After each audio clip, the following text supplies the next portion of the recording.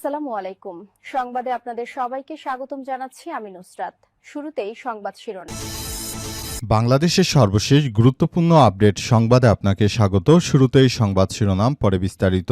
প্রথমেই জানাবো আমাদের হাতে থাকা সর্বশেষ গুরুত্বপূর্ণ সবথেকে তাজা আপডেট সংবাদ। ভেঙেই গেল জামাতের নেতৃত্বাধীন ইসলামী জোট। জোটের দ্বিতীয় বৃহত্তম শরিক দল চরমোনাই পীর মুফতি রেজাউল করিমের নেতৃত্বাধীন ইসলামী আন্দোলন জামাত ইসলামের জোটে থাকবে না বলে আজই আনুষ্ঠানিকভাবে এটা জানিয়ে দেওয়ার কথা রয়েছে। সুতরাং এখন থেকে ইসলামী এই 11 যে জোট ছিল 11টি দল নিয়ে, সেটি ভেঙে এখন 10 দল থাকবে, অর্থাৎ মাওলানা মামুনুল হকের দলও থাকবে। শুধুমাত্র চরমোনাই পীর জামাতের সঙ্গে থাকছে না। গতকাল সারা রাত মাওলানা মামুনুল হক চরমোনাই পীরকে অনেকভাবে বুঝিয়েছে, কিন্তু তারা 100 আসন ছাড়া নাকি জামাত ইসলামের সঙ্গে থাকবে না। জামাত ইসলাম তাদেরকে 100 আসন ছাড় দিয়ে কিভাবে রাজনীতি করবে, এজন্য জামাত ইসলামও তাদের এই 100 আসনের দাবি মেনে নিতে পারেনি। জামাত ইসলামের পক্ষ থেকে তাদেরকে 45টি আসন দেওয়ার কথা বলা হলেও চরমোনাই পীর রাজি হয়নি। এরপর জানাবো, আজও রাজধানী সায়েন্স ল্যাবে 7 কলেজের শিক্ষার্থীদের সড়ক অবরোধ, যান চলাচল বন্ধ। রাজধানীর সরকারি 7টি কলেজ নিয়ে প্রস্তাবিত ঢাকা কেন্দ্রীয় বিশ্ববিদ্যালয়ের অধ্যাদেশ হালনাগাদ খসড়ার অনুমোদন এবং রাষ্ট্রপতির পক্ষ থেকে চূড়ান্ত অধ্যাদেশ জারির দাবিতে সায়েন্স ল্যাব মোড় অবরোধ করেছে শিক্ষার্থীরা। এদিকে ইসির সীমানা অনুযায়ী 12ই ফেব্রুয়ারি পাবনায় 2 আসনে নির্বাচন।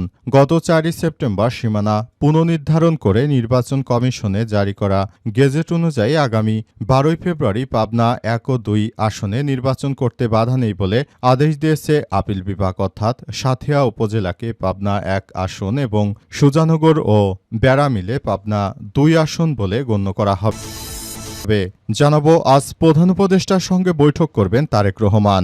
অন্তর্বর্তীকালীন সরকারের প্রধান উপদেষ্টা প্রফেসর ড মোহাম্মদ ইউনূসের সঙ্গে আজ বৈঠক করবেন বিএনপির চেয়ারম্যান তারেক রহমান।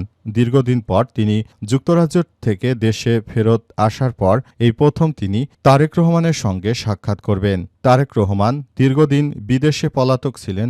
দেশে আসার পর প্রধান উপদেষ্টার সঙ্গে তার ফোনে কথা হয়েছিল, কিন্তু এবারই তারেক রহমান দেশে আসার পর অন্তর্বর্তীকালীন সরকারের প্রধান উপদেষ্টার কাছে বৈঠক করতে যাবেন। এবং সর্বশেষ জানাবো, শেখ হাসিনা সাজা বাড়ানোর আবেদন শুনানির জন্য চেম্বার আদালতের কার্যতালিকায়। জুলাই গণঅভ্যুত্থানের সময় সংগঠিত মানবতাবিরোধী অপরাধের মামলায় ক্ষমতাচ্যুত পলাতক প্রধানমন্ত্রী শেখ হাসিনা সাবেক স্বরাষ্ট্রমন্ত্রী আসাদুজ্জামান খান কামালের আমৃত্য কারাদণ্ডের বিরুদ্ধে প্রসিকিউশন রাষ্ট্রপক্ষ আপিল চেম্বার আদালতের কার্যতালিকায় অভিযুক্ত করা হয়েছে। আপিল বিভাগের চেম্বার বিচারপতি মোহাম্মদ রেজাউল হকের আদালত আজ কার্যতালিকায় মামলাটির 58 নম্বর ক্রমিকে রেখেছে বলে জানানো হয়েছে। প্রিয় দর্শক, এতক্ষণ শুনছিলেন সংবাদ শিরোনাম, এবারে বিস্তারিত।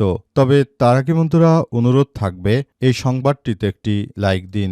এই চ্যানেলে আপনি নতুন হয়ে থাকলে আমাদের সংবাদটি দেখতে দেখতে চ্যানেলটি সাবস্ক্রাইব করে রাখুন। কমেন্ট করে বন্ধুরা আপনার মূল্যবান মতামত জানিয়ে দিন আপনি বিশ্বের কোন দেশ থেকে বা বাংলাদেশের কোন স্থান থেকে আমাদের সংবাদটি দেখছেন এবং শুনছেন।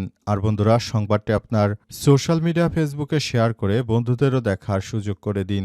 গাজা যুদ্ধে আপনি যদি নিরীহ ফিলিস্তিনিদের ভালোবেসে থাকেন, কমেন্টে ইয়েস লিখে পুরো বিশ্বকে জানিয়ে দিন।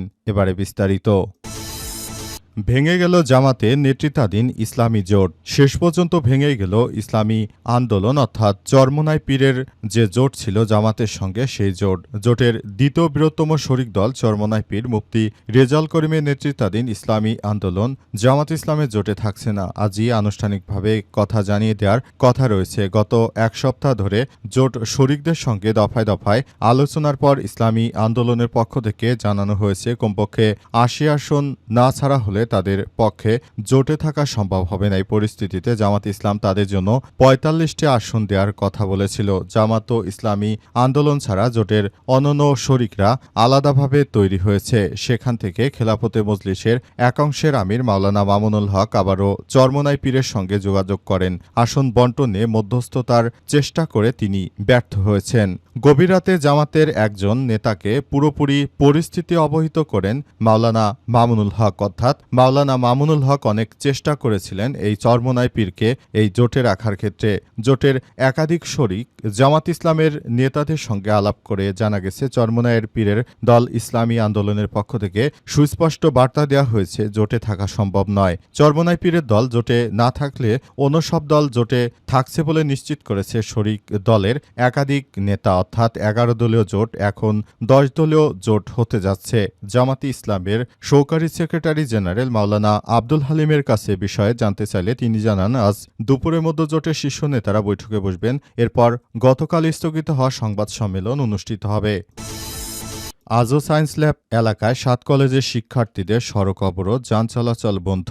রাজধানীর সরকারি 7টি কলেজ নিয়ে প্রস্তাবিত ঢাকা কেন্দ্রীয় বিশ্ববিদ্যালয় অধ্যাদেশ হালনাগাদকৃত খসড়ার অনুমোদন ও রাষ্ট্রপতির পক্ষ থেকে চূড়ান্ত অধ্যাদেশ জারির দাবিতে সায়েন্স ল্যাব মোড়ে অবরোধ করেছে শিক্ষার্থীরা। পূর্ব ঘোষণা অনুযায়ী বৃহস্পতিবার 15 জানুয়ারি 12:30টার দিকে ঢাকা কলেজ, ইডেন মহিলা কলেজ ও বদরুন্নেসা কলেজের শিক্ষার্থীরা সায়েন্স ল্যাব মোড়ে অবস্থান নেন। এতে আশপাশের এলাকায় যান চলাচল পুরোপুরি বন্ধ হয়ে গেছে।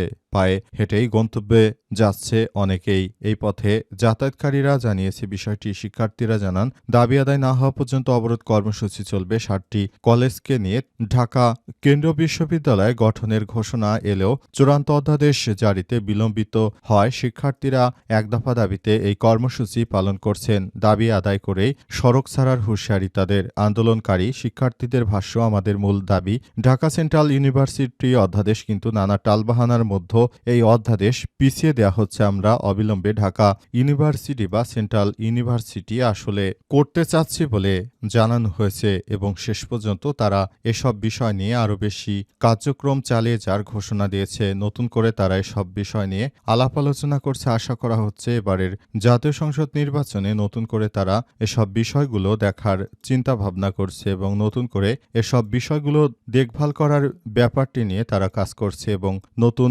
বাংলাদেশ গড়ে তোলার ক্ষেত্রে যে কার্যক্রম ছিল সেই কার্যক্রম অনুযায়ী নতুন করে তারা সবকিছু করছে বলে এমনটাই নিশ্চিত করা হয়েছে। ইসির সীমানা অনুযায়ী 12 ফেব্রুয়ারি পাবনার 2 আসনে নির্বাচন।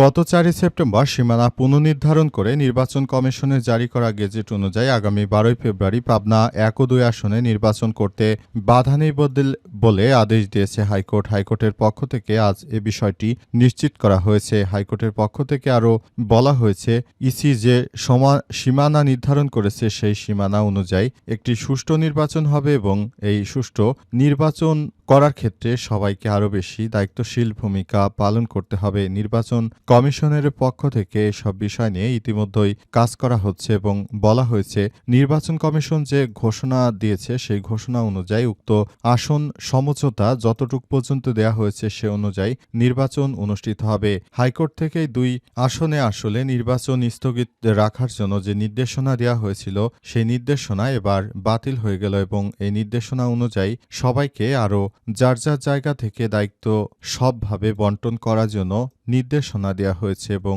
নতুন করে সবকিছু করা হচ্ছে। অন্তর্বর্তীকালীন সরকারের প্রধান উপদেষ্টা প্রফেসর ডক্টর মোহাম্মদ ইউনূসের সরকার যে সময়সীমা নির্ধারণ করেছেন, অর্থাৎ আগামী ফেব্রুয়ারি 12 তারিখে বাংলাদেশে জাতীয় সংসদ নির্বাচন যথাযথভাবে অনুষ্ঠিত হবে বলে হাইকোর্টের পক্ষ থেকে এই নির্দেশনা জারি করা হয়েছে। এই নির্দেশনার ব্যাপারটি নিয়ে তারা কাজ করছে। আশা করা হচ্ছে নতুন করে সবকিছু ঠিকঠাক এবং দেখভালের ব্যাপারটি নিয়ে তারা কাজ করছে।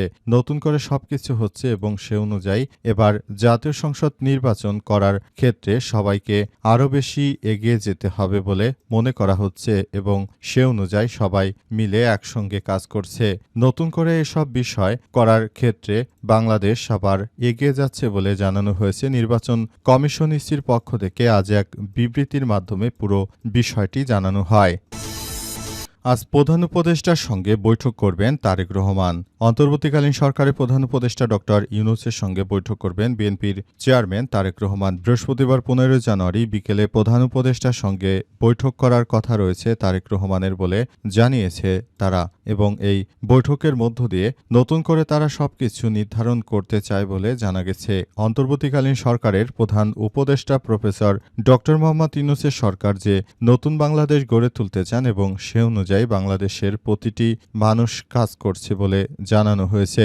আগামী জাতীয় সংসদ নির্বাচন হবে ইতিহাসে সবথেকে একটি ভালো সুষ্ঠু মানের নির্বাচন বলে মনে করছে নির্বাচন কমিশন।